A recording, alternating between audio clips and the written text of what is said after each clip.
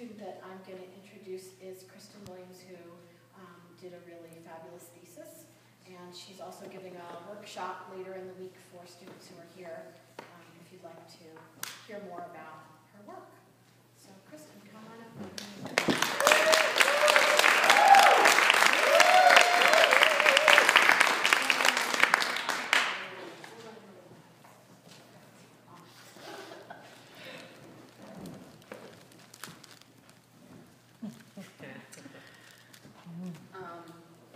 So whenever we use words, everything's really simplified. Can you hear me? I'm short. So I just wanted to say that. What I'm going to say is really simplified, and I'm acknowledging that right now. So the title of my presentation, Extreme Distress, Unusually Expressed, It's Just a Passing Fancy, reveals my habit of trying to laugh about something rather than cry about it. It makes light of the serious and often bewildering and mysterious issue of extreme distress, which is a topic that I had no idea I was going to be sort of swept away with when I came to Goddard. I had no idea. But for some reason, I was really drawn to this topic and went with it. So first I'm going to talk about how does the current dominant paradigm see extreme distress that expresses itself in unusual ways. Psychiatry tells us its story, and mostly it's a hopeless story that doesn't end well. The story goes like this: extreme human distress, when it emerges as unusual beliefs, aka delusion, or intense paralyzing terror, aka paranoia, or strange sensory experiences such as hearing voices, aka hallucinations. This distress is a thing called schizophrenia. And as the story goes, it is proven to have a genetic basis. It is generally thought to be a progressive illness. It requires indefinite maintenance on antipsychotic medications. There is no cure. Psychiatry's story simplifies and it silences. How? Well, lives are complex. A life may intersect with trauma, poverty, oppression, childhood sexual and physical abuse, and countless other events and forces. But the story of schizophrenia is simple. Personal stories have very little to do with the emergence of unusual problems. Those distressing experiences and feelings are easily simplified by their being named symptoms. Any personal narrative of life events is silenced by this simplification. Psychiatry dictates its meaning, its reductionist understanding of the deeply personal problems a person may be experiencing. Schizophrenia is a concept turned into a thing through particular usages of language. It is spoken about not as though it were an elaborate work in progress, which it is, but instead as if it were a real thing. Circular reasoning and reification work hand in hand, to the extent that we no longer know what we are really talking about. The surprising mishandling of language in even the most prestigious scientific journals obscures the fact that schizophrenia is nothing more than several vaguely defined phenomena swept up in the netting of this man-made classification, while simultaneously reinforcing the sense that this concept possesses scientific legitimacy. Those of you who came to my seminar a couple of residencies ago may recall that I was concerned with how we as practitioners see people labeled schizophrenic or psychotic. I talked about the fact that how we see clients, in part, determines how we respond to them and how we interact with them. We play a part. We become involved in a reciprocal dance of communication. The words we choose, based on what we believe we are seeing, impact the quality and depth of another person's recovery.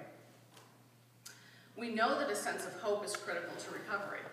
Therefore, seeing a person through the very narrow scope of the biogenetic disease model, psychiatry's story, is problematic because it gives rise to beliefs of poor prognosis and therefore to a sense of hopelessness within the practitioner. My thesis followed along these lines of interest from a postmodern perspective. I reviewed several avenues of the literature of schizophrenia. It's a huge body of literature. It's not an easy topic. It's very complicated. There's a lot of layers of, I'm just going to say deception right now. So where was I? Lost my spot here. Okay, so I reviewed these avenues of literature to establish a solid basis for clinical hope, because we need to have hope for those we're helping. And also expand our clinical vision so that practitioners may find increased freedom to think creatively and to behave authentically with even this population. The literature supported the idea that how helpers see is critical. Our vision really determines whether or not we can even entertain hope, much less try to impart hope. And perhaps most importantly, the literature I reviewed supported the idea that how professional helpers see is a matter of choice. So the avenues I reviewed involved cultural considerations, or how do those non-Western cultures view the same phenomena we have come to view as being of a pathological nature. Validity issues of concepts that are key to the classification of schizophrenia, and the notion of a psychosis continuum.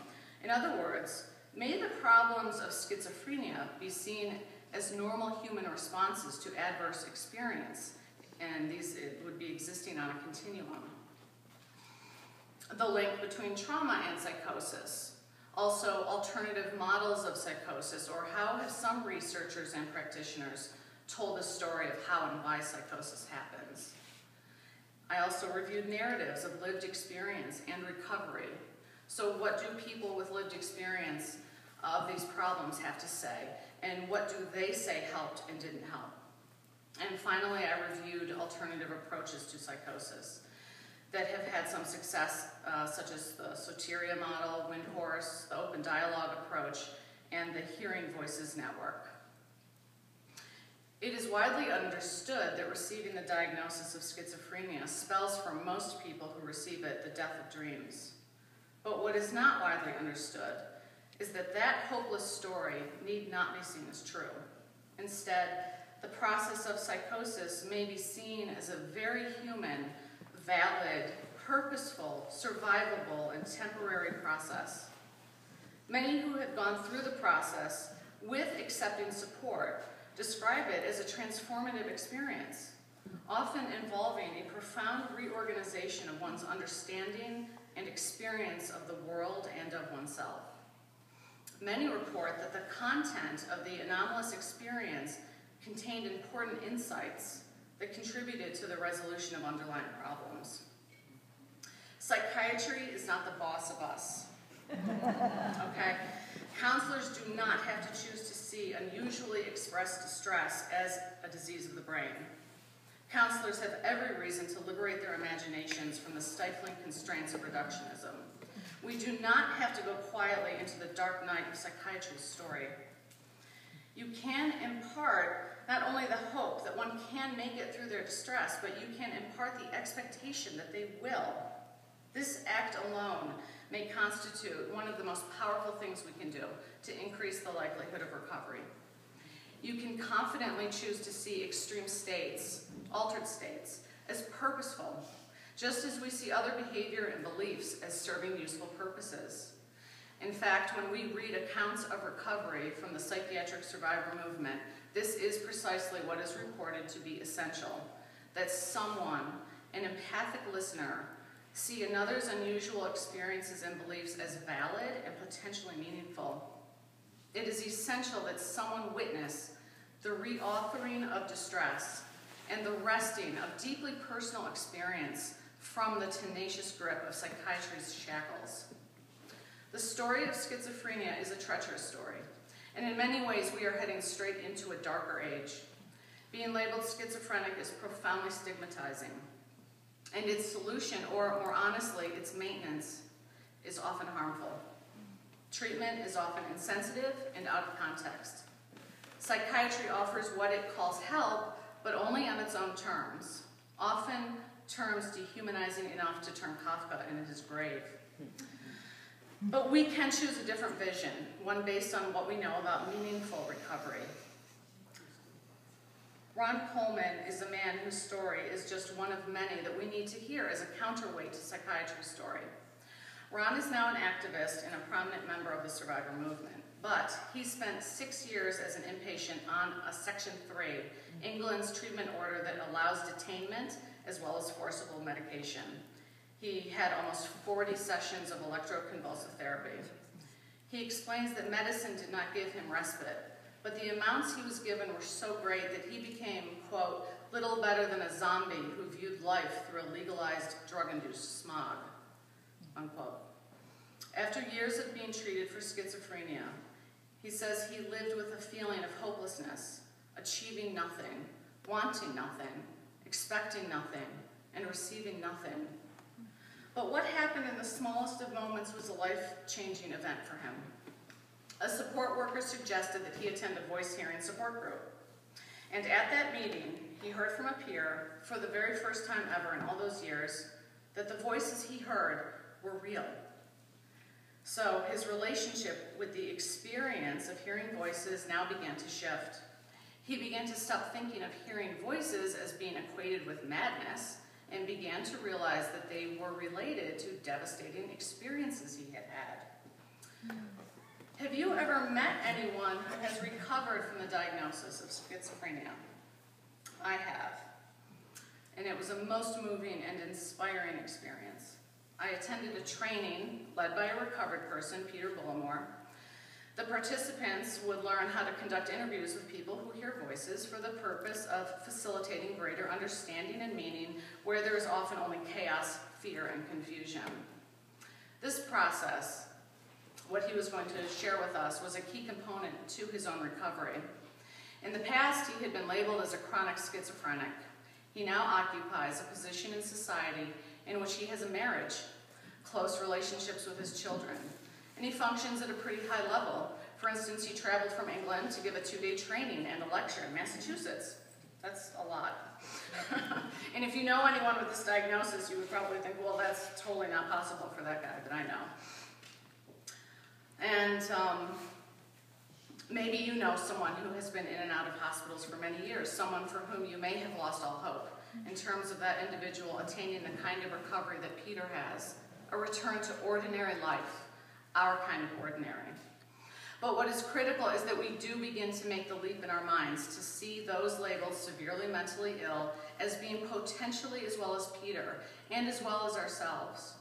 It is our responsibility, really, because what has been articulated as fundamental to individuals' recovery is the experience of being seen by others as potentially well before they are.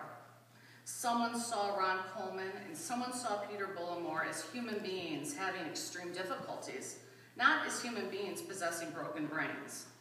It was that tiny shared moment, that simple conversation, that shifted Ron's direction and placed him on a path that ultimately led to his recovering his life. What I've noticed, working in a small town community mental health agency, is that the story of schizophrenia works like a self-fulfilling prophecy, in that conventional treatment and the first-line response to a human breakdown creates the very picture of schizophrenia itself. The effects of medications, the muscle stiffness, twitches, that particular gait, the lack of motivation, the weight gain, the inability to think clearly, all these become a part of what professionals see and associate with schizophrenia. They begin to characterize it. They are not teased out. And professionals see their own kind of Frankenstein and forget that they had a hand in creating him. The conventions of clinical practice and the deeply entrenched beliefs of others in our field can easily squash our hope and apply a powerful pressure to conform to psychiatry's story. We may feel that pressure even in the privacy of our individual therapy sessions. But when helpers unshackle themselves from psychiatry's story and liberate their clinical vision of the individual experiencing extreme distress, a rare opportunity becomes possible. This is the opportunity to provide the distressed individual with the experience of our fully engaged presence, our empathy, and perhaps most importantly, the experience of being heard, And that's what we all want to do for all of our folks. It's what everyone's talking about here. And this can be landmark for folks who may never have experienced validation for their unusual experiences because they're unusual. But hope is warranted. It's ethically imperative, especially when we learn of longitudinal studies such as those highlighted by Robert Whitaker. If any of you have read Anatomy of an Epidemic, you know what I'm talking about. Showing that many untreated schizophrenic patients had more favorable outcomes than those receiving long-term treatment. It simply isn't the case that people have a genetically inherited brain disease for which they need a lifetime supply of antipsychotic medication. Ron Coleman and Peter Bullimore are not the only upward-falling apples in the world. There are many, many others. Psychiatry's story of extreme human distress, unusually expressed, is a chosen story. And whichever way we decide to see things, it too will be a choice. When we go out there and do whatever great work we are all going to do, we will have to choose. When we encounter unusually expressed distress, we have an opportunity to rise above psychiatry's oversimplified story of biogenetic disease and to do the work we are called to do. We can reject the rigid constraints of the brain disease story, and in doing so, we increase the chances of recovery from what can be a transient crisis. We can choose to explore where psychiatry says it's of no use to go. We can choose to acknowledge context and the complex and intertwined forces that contribute to a person's breakdown instead of dismissing these as irrelevant. We can go forward without having answers. We can tolerate uncertainty. We can make room for all voices to be heard. And the more we do this, the more we will create the reality in which Ron Coleman and Peter Bullimore are not just the rare exception, but the rule.